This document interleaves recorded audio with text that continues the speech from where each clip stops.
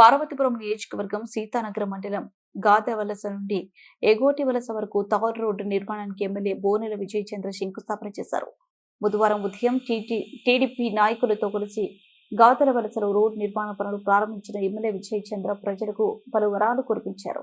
ఈ సందర్భంగా ఎమ్మెల్యే మాట్లాడుతూ గత వైసీపీ ప్రభుత్వం నిర్లక్ష్యం కారణంగా గ్రామాలకు రోడ్లు లేకుండా పోయాయని, ఎన్డీఏ కూటమి ప్రభుత్వం అధికారంలోకి వచ్చిన వెంటనే అన్ని గ్రామాలకు తార్ రోడ్లు ఏర్పాటు చేస్తామని తెలిపారు. ప్రతి గ్రామానికి రోడ్డు సౌకర్యం కల్పించడం తన లక్ష్యమని స్పష్టం చేశారు.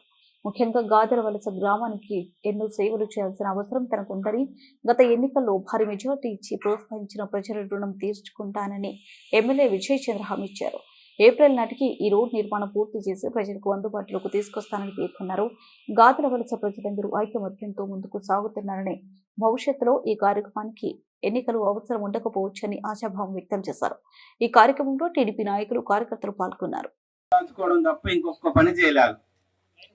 స్థలాలు కబ్జా చేశారు, పనుల్లో వచ్చిన కాంట్రాక్టులు కబ్జా చేశారు. ఇప్పుడు ఇదే రోడ్డు గురించి మాట్లాడుకుంటే ఈ రోడ్డుకు కూడా ఆ టైంలో వాళ్ళు రోడ్డు వేసామని చెప్పి డబ్బులు తీసుకెళ్లిపోయారు. రోడ్డు ఉందా మీ ఊర్లో? ఇప్పుడు ఈ రోడ్డుకి డబ్బులు ఇవ్వని అన్నారు. ఎందుకంటే ఆల్రెడీ డబ్బులు తీసుకెళ్లిపోయారండి. వైసీపీ గవర్నమెంట్ లో ఆల్రెడీ కాంట్రాక్ట్ వేసారండి. అంటే ఎన్ని మోసాలు! ఇది ఒక్క గ్రామంలోనే మీరు ఈ మోసాలు చూస్తే నియోజకవర్గం దాటి రాష్ట్రం దాటి జిల్లాలు మొత్తం కూడా పెద్ద చిట్టానే ఉంది. మనం చేసిన పొరపాటు 2019లో ఒక తుగ్లక్ని ముఖ్యమంత్రిగా ఎన్నుకోవడమే చేసిన పొరపాటు. ఆ పొరపాటుకి ఇప్పటికీ కూడా ప్రతిదీ టీటీడీ నుంచి తిరుమల తిరుపతి దేవస్థానం నుంచి చూసుకొని లెక్కెడితే పంచాయతీ రాజు, ఆర్ఎన్బి, అలాగే ఇరిగేషన్ అన్నిటినీ కూడా నాశనం చేశారు.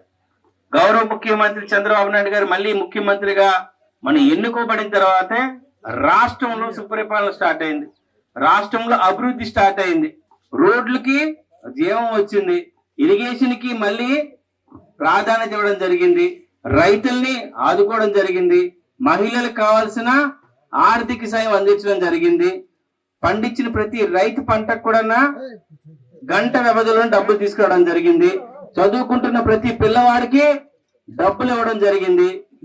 ఇన్ని చేస్తున్న కూటమి ప్రభుత్వం గురించి మీరందరూ మాట్లాడేది అవసరం ఉంది.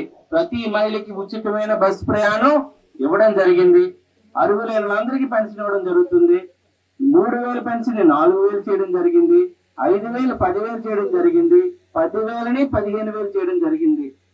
రాష్ట్రంలో ఇస్తున్న పథకాలు ఈ దేశంలో మరే రాష్ట్రం ఇవ్వట్లేదు. మన గౌరవ ముఖ్యమంత్రి చంద్రబాబు